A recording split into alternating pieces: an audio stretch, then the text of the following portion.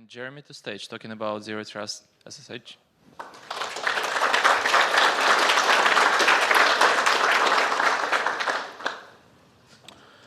Awesome. Thank you very much for having me. I'm here to talk about Zero Trust SSH. I don't know if what you guys thought of the title before you came in here, but I was like, even when I was choosing the title, I was like, I hope for you guys it means, I kind of borrowed it from that Zero Trust security buzzword. It's like Beyond Corp, where they're like, oh, Zero Trust because you don't trust anything. But really you're trusting a lot more. I don't know. It's like lots of trust. I don't know. But then that doesn't make one trust. I don't know. It doesn't make sense. Anyway, hopefully you all must have read the abstract. And thanks for coming. So a bit about me. I'm a software security engineer, background in electronics and software engineering. Right now, freelancer, entrepreneur, unemployed. I don't know, one of those. Public speaker is the weirdest hobby ever. I really recommend it. Hacker, I can put anything in here. You know, this is for me. This is actually this beautifully rendered GIF, I might add, is me brewing some beer. So there's like a flamethrower. There's like a 60-liter stainless steel thing. The camera didn't work so well after the shots, but anyway, I'm getting my money's worth by like using it in every presentation. So SSH. How many people know about SSH? Yes. I'll very briefly. What is it? You know, as a system administrator, I need to connect to a server remotely to do a bunch of things. Maybe apply an update, maybe deploy an application, maybe install a new package. But the key bit here is connect to a server remotely. So that's what SSH is going to help us do. So on your SSH journey, when you first discovered it, maybe you were using password authentication. So the way you use it is your SSH, Perry, because it starts with P and password starts with P, add host name. And then it will basically, if you've been set up correctly and you've got all the access, it'll say, what's your password? And you enter your password, and then you're on the machine. But maybe pretty quickly you realize that password authentication wasn't great for you. It's also quite... there's a bunch of problems with this, or maybe even your organization was just like, we don't do password authentication. So what's the next step? Public keys. So what you do is you run this command, SSH Keygen, and then that generates you, it's like, okay, we're going to generate a public key, private key pair. And you enter in a passphrase. I think I should actually use a passphrase here. I push enter twice. That's fine. Always use a passphrase. So here you go. It's outputted some key out thing. Doesn't really matter. But what's actually happened? What's interesting is it's created this idrsa.pub file. So that's my public key. It's this bunch of encoded stuff. But this is the public part. And it's also created a private key. That sits on my computer. Basically, this public bit, you put it on the server out of band, which means you give it to your administrator, or maybe you already have password auth and you're kind of like bootstrapping public key, and you put it on there like that. So, and then essentially then you can SSH to your host, and hopefully this works. You enter your passphrase, and you're on the host, which is great. So everyone with me, like that's how you guys were is everyone using public key authentication? Cool. Some people now interested in it. That's cool. Well, also the other thing you can do now is turn off password authentication. So now you're just public key authentication.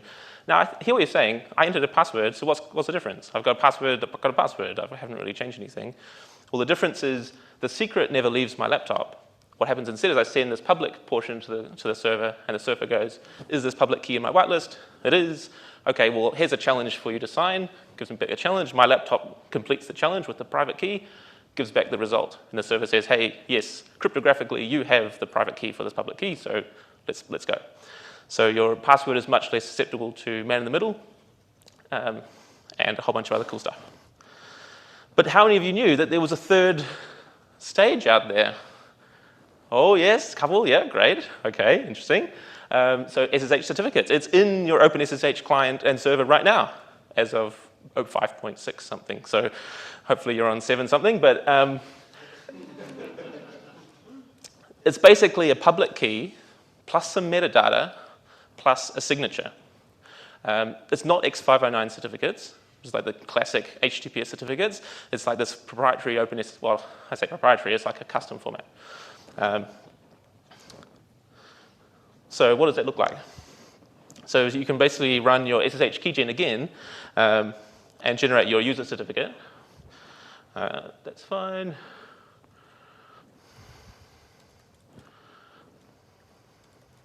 And then you can then generate a certificate authority private key. But it's actually exactly the same key. Well, not the same key, but the same type of key. So now I've got two keys, and now I want to sign my user key with my CA key. So there's a -S, and then the CA is the private key of the CA, and then I've got some ID, which might be, my username or something. I can have an expiry on it, so it's valid for now for 1 day. And then I've got a list of principals. This bit's really important. This is essentially which users on the host am I going to be able to sign in with the certificate. And then there's the public key of the user you're trying to sign. So let's see if that goes. Passphrase, so again, this is the important bit. So this is the passphrase of the certificate authority private key we made. It should, it did. So now it's basically signed the key. And you see there's ID, it's got my for Jeremy, who's my principal, with an expiry. So you can actually see now in my directory, I've got this user, which is my private key, user cert, which is this new thing that it's created, and my public key. So it's just another public key in the same directory. So you can use SSH Keygen to just have a quick look at what that certificate looks like. And there's basically, it's just a text format of this. It kind of unwraps all of that metadata. Really the best resource for this are the man pages for SSH Keygen, SSH Config, SSH Config. So if you're interested in this, you want to look at this part of it, those man pages are just great. Tried looking online on just various websites. I just end up on the FreeBSD man page for these. So I don't know. I think they're really good. So interesting features is these certificates can expire, right? So that's really one of the best features. How many of you have onboarded someone, put their public key on your server, and then just left it there forever? They're still there. They've left the company, public key's still there, right? So there's no real way to automatically expire those keys. If your normal processes for offboarding kind of break down, there's no real way to tidy up keys that are just dangling there. A force command feature, so you can basically, similar to the SSH force command, it's the same feature, but in the certificate, where your certificate authority can say, hey, when you connect, you can only run this one command. You can't do anything else. You can have a source IP address restriction. So it's I only want people from the office to be able to SSH. Or maybe from the same origin that you signed the certificate from. So you can kind of impose yourself a restriction. You get your certificate signed, but you know your home IP address at that point. So you can sign your certificate, and then it's kind of just linked to your IP address. And if you were to go to the office, you would just get a new certificate, right? So you could permit or deny forwarding. There's some other things, but hosts can have certificates too, right? So how many of you have seen this warning when you're connecting to a server? Yeah, and you just what does it tell me to do? Go and remove the known hosts file. Okay, deleted. What this is telling you is when you're connecting, the server's public key is different from last time we visited the server. So I can't really be sure that it's the right server you're trying to talk to. And that's dangerous because if I connect to it, if I give it my public key, the malicious server might be okay, yeah, you can come on in. I'll accept any public keys. And then they could, if you're forwarding your agent, for example, they could use your private key to connect somewhere else. But it's kind of annoying as a developer. You're they probably just changed the gateway again, So this is my face whenever I go and delete that known hosts file. But so the key thing is the SSH certificates. Did I have it here? Hosts can have certificates too. Right, so you have a user certificate, but a host certificate. So all of your users can have the same public key of the certificate authority, and then you'll never get that warning because all of the hosts, even ones you've never seen before, they get their public key signed by the certificate authority first, and then they present their public key to you. Your laptop can now verify, well, even though I've never seen this particular host before, we've got a friend in common. Our buddy CA has signed your certificate, so that's great. So when that warning appears, you'll actually, like, your users can actually come and tell you. You'll be like, hey, is this legit? And you're like, yes, it's legit. So where do certificates really shine? So I want to go over a couple of scenarios that I've had in my past roles that have kind of led me to these certificates. On and offboarding. So as part of my role in one of my jobs to like add users, and like by the 5th, 6th, 7th user, you're like, this is not fun, I want to do something else. So like, of course, tools exist to do all this, like Puppet, like LDAP, Ansible. But if you don't really have LDAP, it's a bit of a tough sell, to your boss. You're like, hey, I'm just tired of like, onboarding all these users. I just want to do, let's install LDAP. Might have a bit of a frosty reception. So, and also like with Ansible and with Puppet, in my last job, the workflow was basically get a user to generate the keys, do a git pull on our Puppet repository, like add the user, add the key, git commit, git push, open a pull request, get a review on the pull request, and then we can merge it into the repository, and then I can wait for 2 hours for Puppet to deploy on all of the hosts, right? So that's not a great onboarding experience for me and for the person who's just joining. What about if you've got limited network access? So embedded systems. I also worked at a company designing electronics for luxury yachts. So we had embedded Linux touch displays. And at the back of one of these displays was an Ethernet port. And we used it for loading the application to start with and for servicing and debugging. So normally there's nothing connected to it. So there's no way for it to get the new list of users that have joined, right? So maybe you start, like one developer generated a key and that key's now on every device that's been manufactured and sold. That's not great. They lose their laptop and like, oh yeah, so we can't sign in anymore.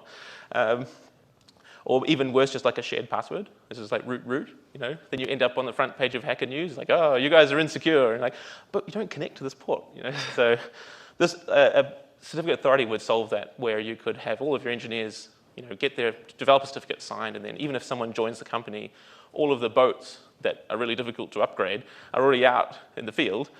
You can connect to them if you go and visit the boat. Maybe you're in a larger org, like new servers coming online all the time. You don't have to wait for these servers to provision the users.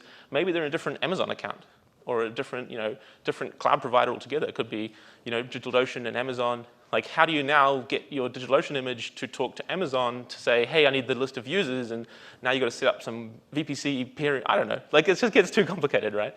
And that might be fine for your platform team or something, but what about the marketing team that started their own Amazon account? And then what about like someone who's just like, oh, we just use Google Cloud Compute because I just started it up and now it works. So you could have like the very bare minimum requirement of, hey, put this public key on whatever you do, just one public key of the certificate authority, just put it there, and then now I can connect to it. So another situation was like, as a developer, I need to SSH to a random box and run SQL queries against a database. This seems a bit weird, but it can be quite common with the sort of microservices architecture, where you're giving developers more and more control over how they deploy their applications, databases. So they're creating their own databases, and they need a bit of control over setting it up and everything to move really quickly. So you don't really want to provision an SSH user necessarily, but you could give them a certificate that just allows port forwarding, for example. So they can connect and just port forward, and then it's kind of a cheap way to do like this kind of proxy without needing to do much more. So then there's like auto-scaling. So taking advantage of auto-scaling instances, we had this in one company where we wanted to start machines really fast so that we can respond to demand. So there's like all these requests coming in. So let's start some more servers. But you've got to wait for Puppet to run to provision your users and things, right? So that's too slow. By that time, the peak's already gone. Cost savings are gone. So you could bake your users into your images, which means putting them in at build time of your image. And that works. You can start quickly, but now, say someone leaves the company and all your images are still sitting there, and then a new server comes online with the old users' credentials and public key and things. So you can see how it can like get a bit difficult to manage with servers like coming up all the time. But if you had the certificate authority public key, put it in all your images, that's fine. If they come up, you can SSH immediately, even though the server's never seen you before, because, again, we've got that common buddy. CA, man. One of my favorite examples of why they're really handy is Uber created this PAM module. Do you say PAM module, or is it just PAM, or is it PA module? I don't know. PAM module to grant sudo access based on certificate in your agent. So that's really cool. So if you're forwarding your agent, now on the host, the PAM can check, have I got a certificate in my agent with sudo in the principal list, right? And then if you do, hey, you can do sudo. So now you no longer need to manage user passwords on these hosts. Because if the hosts just come up and it doesn't know about any users and no passwords, you need a way to say, well, the security guy is trying to come in and fix something. They can still run sudo and it can trust your user. But then imagine I actually had someone come up to me and ask, hey, can we disable password on sudo? Because when I'm running my Ansible scripts, it's prompting me for every server, right? So I've got something that needs root privileges, but every server I'm connecting to is like, hey, what's your password, what's your password, what's your password? And while Ansible has ways to kind of deal with that, it's kind of up to the user to do it properly. And maybe people end up like just putting your sudo password in a file and then just catting it to every server that needs it. So with a certificate, though, if you SSH to a machine and you hit sudo, then it can know that you're authenticated with second factor and everything like that across 100 machines, even though the machines are not talking to each other. So you can have almost like a session, if you will, across all your hosts, and it reduces the fatigue of your users. And also, I guess it's a really nice developer experience feature here. You're going to prevent people from doing something silly by giving them a better way to do it. So hang on a second. I think I know what you guys are thinking. Am I now just signing certs? So you got all this cool stuff, and now I'm just my job is just signing these certificates, and someone comes, oh, I lost my YubiKey again. It's like, okay, where did you lose it? Okay, so what happens? And revocation and things. These public key infrastructure is not an easy thing. So what do? We can automate it, and other companies have already done very similar things. So Netflix have created this project called Bless. It's a Bastion's Lambda ephemeral SSH service. So they put an SSH certificate authority, which again, just remember, all it really is a private key plus the ability to assign your public keys into a Lambda function in Amazon. And their certificates expire in 2 minutes. So it's enough time to make the connection, and then your certificate's expired, and then you're good. You can, if you want to connect to somewhere else, you go back to the Lambda, get another certificate, and you connect again, and you're good again. You can even generate a new private public key pair for every connection if you wanted to. So they combine it with the Bastion host, and that was kind of like my starting point to this.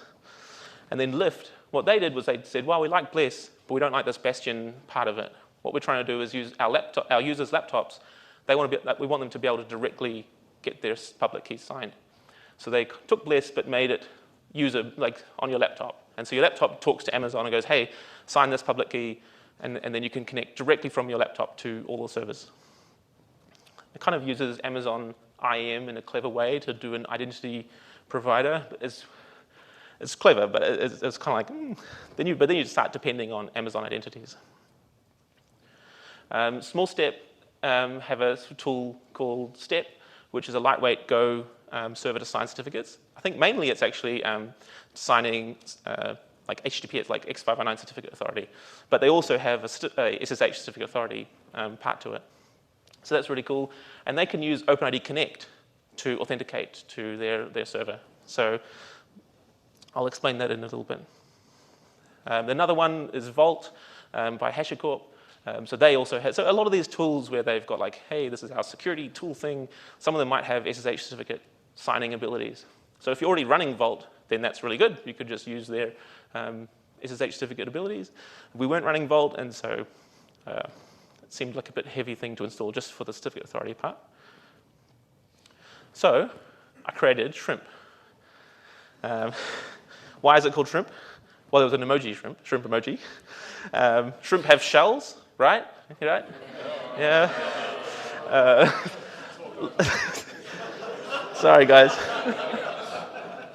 I don't know, they're lightweight, maybe. Yeah, it's actually an acronym for SSH really isn't my problem. I don't know, shrimp sounded good. Yes, I can have a Barbie. That's the okay. That's perfect. I'm going to borrow that. If I make $1 million, you come find me afterwards. I'll give you some of it because I need a name for the certificate authority part. Barbie is brilliant. You put shrimp on the Barbie. Oh my god.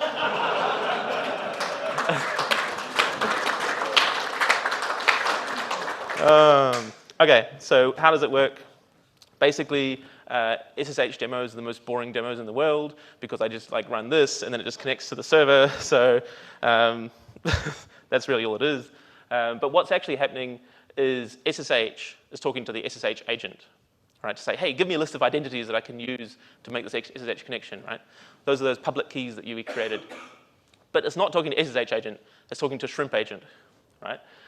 Because shrimp agent is implementing the agent protocol. And then it's going to say, okay, do you want a list of identities? Okay, I'll give you a list of identities. But before it gives them to you, it goes, okay, I'll just go out and do an OpenID connect flow, which is like an OAuth flow. It opens a browser and lets you sign in with Google or Okta or OneLogin or Auth0 or Keycloak or like whatever identity provider that you have that supports OpenID connect. It will go and get an identity token. So that identity token is a JWT. It's like a JSON web token, I think. So then the shrimp agent goes to the Barbie, the Barbie in Amazon, right? And it's got all of the tools it needs because it's got the Barbie has now your JWT plus your public key, and so it can verify your identity because the JWT was signed by Google or whoever your identity provider is.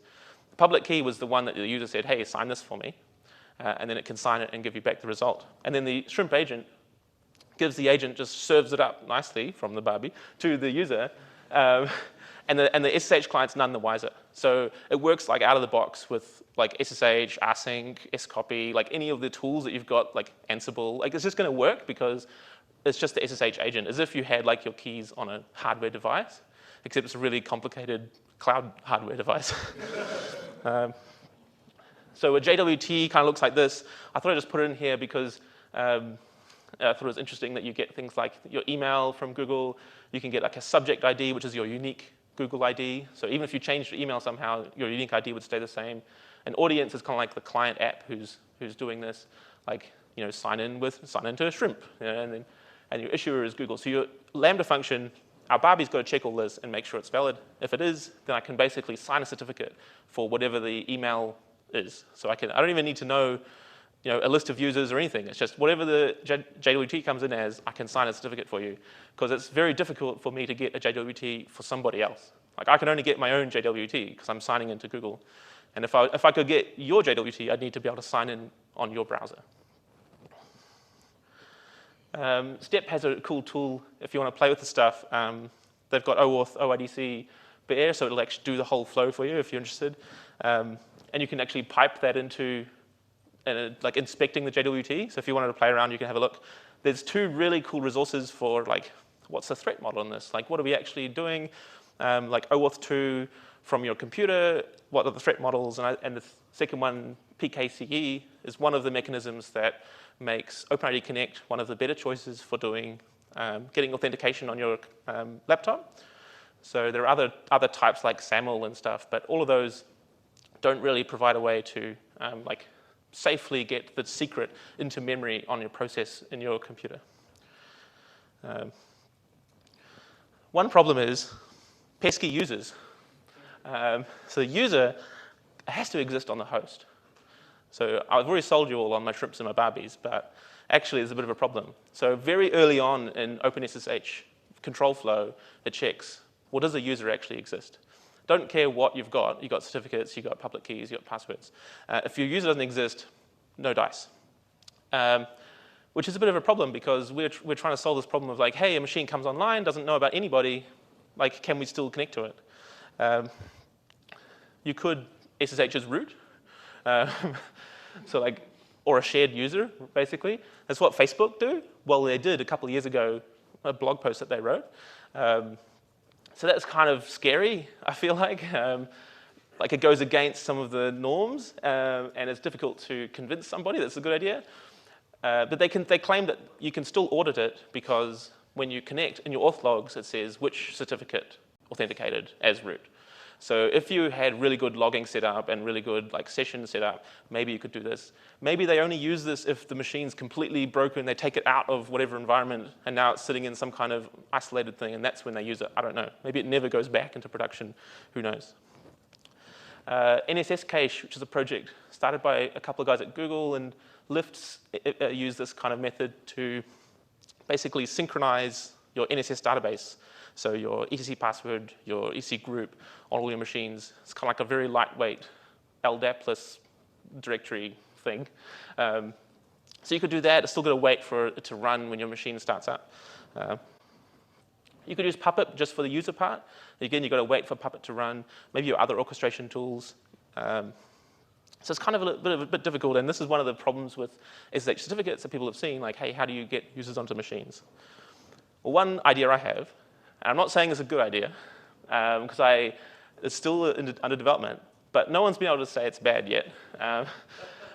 So if you think it's bad, come and tell me, because I'll stop telling other people.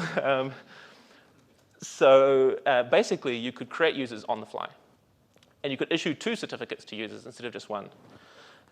One of the certificate is, as we saw before, for user Jeremy, but the second certificate is for a user provision. Now that user provision could already exist on the machine, but you can set that force command to add user Jeremy, right? So the certificate authority will be able to put my username in there. I can't manipulate any of the parameters of this force command. I can't change it. I can't add anything. I can't bypass it. When I make my connection, literally all it runs is add user Jeremy, and then disconnect. And then I could SSH as Jeremy. So SSH first to Jeremy, it fails. You SSH provision, and it's accepted, and then you could SSH as Jeremy again. So it's not a great experience for people because they're like, oh, just SSH, and if it doesn't work, just try this other thing, and then if it works, then you can go. So it's kind of a little bit annoying. So you could add something to your SSH config file to say, well, proxy all my connections through this other one, this provision at host. So any connection you make would first try to provision you, and then it would sort of pass your connection through. So I don't know which one of these I prefer yet. I'd probably run with the first one, but maybe people would prefer it if it was just transparent. But then you've essentially always got 2 SSH connections, like it's tunneled inside another, but maybe that's cool. One of the side effects is if you do this, you can limit the source address from your user certificate to localhost, because once you've connected as a provision, then the connection's going to come from itself. So you kind of can't get out of the loop. Like you can't SSH without going through the provision certificate. So that could be kind of a cool thing to look into. So also maybe some of you are wondering, now I'm relying on Google for my whole infrastructure. But no, you're not. What I would recommend you do is create some backup keys. So you can have as many CA keys as you like. So I'd recommend having 3. One is the one that's your Lambda function, and then the other ones can be offline hardware keys. So I got some dog tags printed from some website that's like, hey, print some dog tags, $5. And it worked really cool. So now I've got we were putting it into a fire safe, and so I'm like, well, if it does get really hot in there, and I got little labels, and then you open it up, and then it's which of the keys is which? Oh no. So maybe now it's a bit, I don't know. It just looked cool. One problem though was after I created them, I'm like, this is great, $50 shipping, okay, that's fine. And then I'm like, oh, I need to add another one. I don't know, I don't keep doing this, keep ordering. So if I bought a machine to stamp, I could do that, but that's too much. So they're completely offline. Your private key can be stored on the YubiKeys, and then you can still sign certificates. So all you need to sign the CA certificates is have a private key, just as normal. So you can have it on a hardware device. And I'd set up your infrastructure to alert on any of these being used, because it really should be a dire situation, because someone's going to run to the safe, get the YubiKey, and start signing keys for people that are maybe valid for a day each. But you want to know if that happens. So SSH certificates, I think it's scalable. We've got this strong authentication. We've got this increased trust. So it's not, as I say, it's not really zero trust. Now it's like MultiTrust. I don't know. Lightweight. It's just OpenSSH. So you're not installing anything. You're not changing the SSH client. It's just SSH features already there. And I think the biggest thing is an improved experience for your engineers and your people using it, because if you make it easier for them, then they're going to, first of all, think, hey, oh, this guy's awesome. But you're actually going to make it harder for them to make mistakes, right? Because they're going to go down the path that's the easiest. And if they always have to, cap their sudo password to a standard in, then they'll just do that so that it works. We've got a bonus section, which is like, how did I make these slides? Has anyone been wondering that? 3 people, yeah. Other people are like, oh, it's just command line slides, boring. But actually, this whole presentation is inside an SSH certificate. It's a terrible idea, but essentially, like, the force command runs a Python script on Connect, which like echoes out the yeah. But I like you can go like back and forwards. Like I spent a lot of time procrastinating the talk by writing the slideshow program. So if so funny you should say, I can share my slides. You just give me a public key, and I will sign a certificate for you, and then you can connect to my server. And yeah, so actually, I think I can. You don't even use it. It's auto provisioning. So like, this is the certificate. Yeah, it's like, it got a bit out of hand. I actually don't know if there's a limit as to how big your SSH force command can get. I ran into the limit of the maximum command line argument length before this, which is 200,000 bytes. So I guess it's more than that. What happened at that point? Well, it just failed to sign the certificate because I was using SSH Keygen, and basically my command line was just like massive because SSH Keygen wouldn't read it from a file. But then I ended up making a Go script to like sign it. So I don't know. Maybe some of you are wondering how images are working in these slides. So that's a bit of a laugh. Basically, iTerm. So I'm on a Mac. iTerm has this feature where you can like cat base64 with the correct escape sequence, and it'll download the file and then render as an image in line. So the server's actually downloading the images because I got past the 200K limit, and then it's like catting the images back out into, yeah. Maximum effort, okay.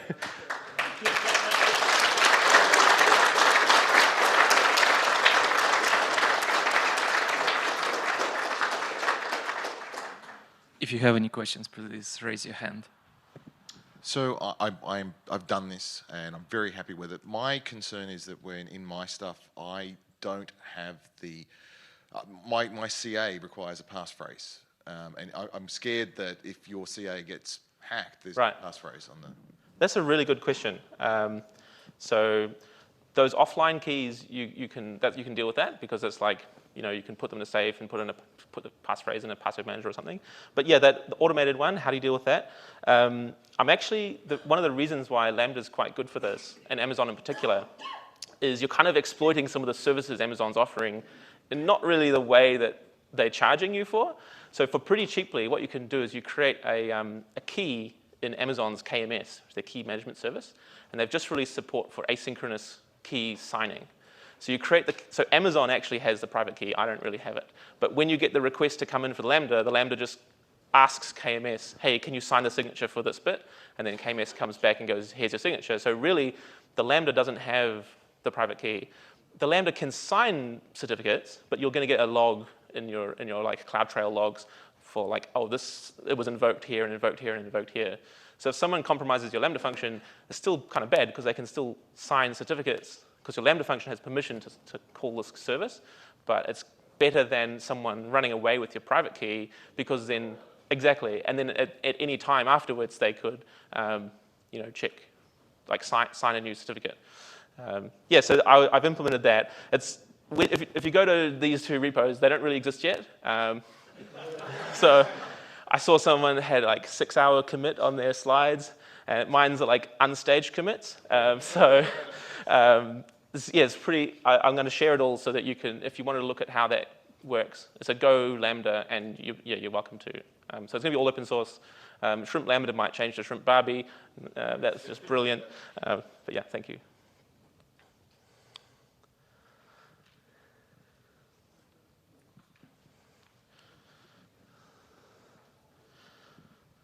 Have you thought about getting a prawn cocktail joke in there as well? Oh yeah. So I've been talking about silly joke ideas with Scott, like this whole conference, like what should we name it and everything. And yeah, I wanted, like, someone mentioned shuttle, but that's taken. It's very similar. It's like a jump host thing.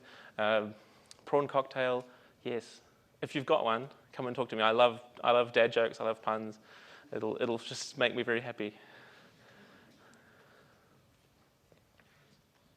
Maybe it's a dumb question, but you said it's pure OpenSSH, but then Yes. there's this agent. So how do you get the agent and OpenSSH to interact with each other? Do you?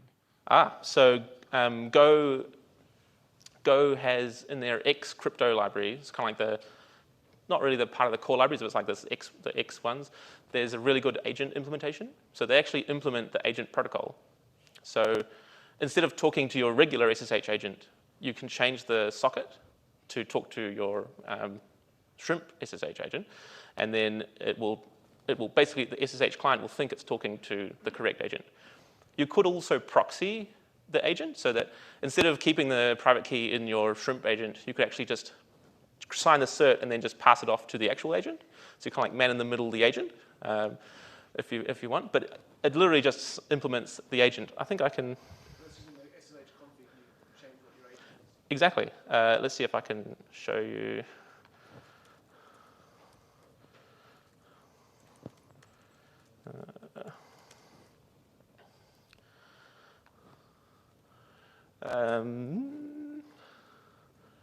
So in the SSH config file, you can have identity file, which is like your private key, but you can also have identity agent.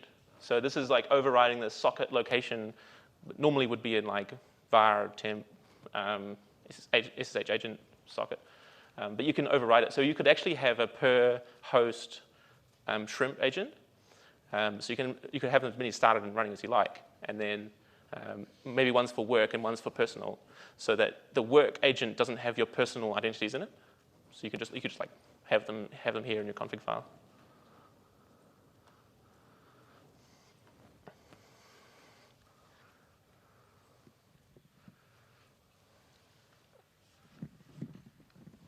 Thanks. So apart from the expiries, how do you handle revocations? Good question. You can create a revocation list, certificate revocation list with SSH Keygen as that functionality. And you can then put the revocation list onto the hosts if you want. This is like you just, in your SSH config file, SSHD config file, you can say, here's the list of revoked keys. You can also do it by per key basis on the server as well. So you could, if you knew just the public key that you didn't want to accept, you could put that in a file. But if you have them only lasting for an hour, that's at least something. So you know that they've expired. So that, maybe half the time you don't need to revoke people's certificates, and you only need to do it on like an emergency basis. And then you might set up some scripts to do that, because then you would be like, I'm going to across my whole fleet revoke this certificate. So you would then maybe use Ansible or something to do that. Hi, sorry if I missed this. Have you come across, or do you have any suggestions for how to bootstrap the signing of the host key? So when you create a new host, how do you get the host key signed by the CA? Good question. I think it depends a bit on your environment. I know Amazon has like a metadata service. So if you launch your instance, it's basically like an HTTP server. You can ask for information about like what server this is. And in that metadata service, among other things, you can get a signed token by Amazon that says this is the server name. It's also a JWT, I think. So you could, if you wanted any of your Amazon hosts that were in your Amazon infrastructure to get a host key, they could use that JWT, pass it to the Lambda, and then do that way. The host key is different to the user key. So there's actually a flag that says it's a host key. So you could kind of like be quite liberal and give them out. And you could say, any host it's like kind of like less of authentication, but you're going to maybe reduce the validity of like, hey, no, there's a man in the middle, because like if someone can sign their own certificate, then it doesn't mean that they can take over the identity of another server, but at least it's going to trust. Someone's going to trust it. That's a good. I don't know the answer to that. So at the small step crew were doing just that with the Amazon identity, and I think Google Cloud has something very similar. So they were trying to say, oh, what kind of server am I on? You could also do it at image creation time. So if you have a script that, like when your instance gets deployed, because those certificates can be a lot longer lived. Those ones could be like 10 years or 5 years or 1 year or something, so that you just do it a one-time thing. Maybe it's the script that deploys it has permission to like go and grab a public, go and sign it or something. We do it as Cloud init. Okay, yeah, cool. Yeah. It'd be a bit annoying to do like different environments, so you have to have like different things for. But that's one of the advantages of certificates, is if you were running like something on premise and something in the cloud and something on Google Cloud Compute, they could all use the same authentication mechanism. Is there any way in your OAuth, the JWT, to limit the lifetime of the token so that you can force the browser to do the OAuth dance like maybe every day or something like that? Yeah, that's a good question. So I think it depends on the identity provider a lot. You can sometimes ask the identity provider to re-authenticate you on every request. So that you could you basically put a flag in the request when you start your OAuth flow, and then Google would then re-authenticate you with a password and MFA, for example. But then it would put, hey, we re-authenticated into the JWT. The JWTs usually only last for 1 hour that you get back from most identity providers, but you can also get back a refresh token. So what would happen is your client would save the refresh token and then perpetually go and get another identity token with the refresh token. So your users actually don't know. They just you install it once and it just works, and then forever on they have SSH access. But actually behind the scenes, every hour it's going and getting another identity token if you need it, only when you need it because it's in the agent. So it does. If you want to see that, so we can do it with this.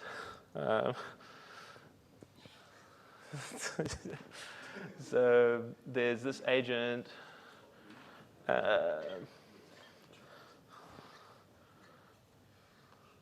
Oh, geez. SSH. So Shrimp set up in my host file to use that identity. And now on the screen, I have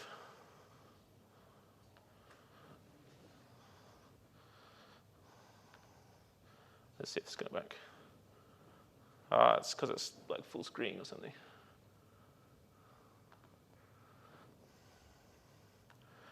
So it's now come up with choose your account. So then you would sign in, and then that one after reauth. This is annoying. Is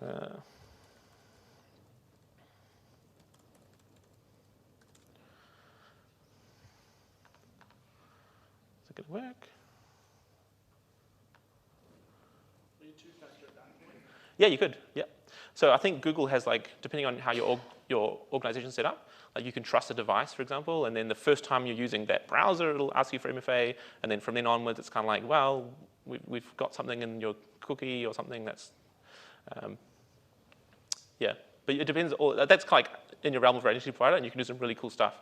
I'd like to have it so that whenever you do sudo, then you need MFA. So it's kind of a nice way to say, oh yeah, you can sudo for an hour now, but we know that you had MFA when you got that certificate with sudo in the principal list.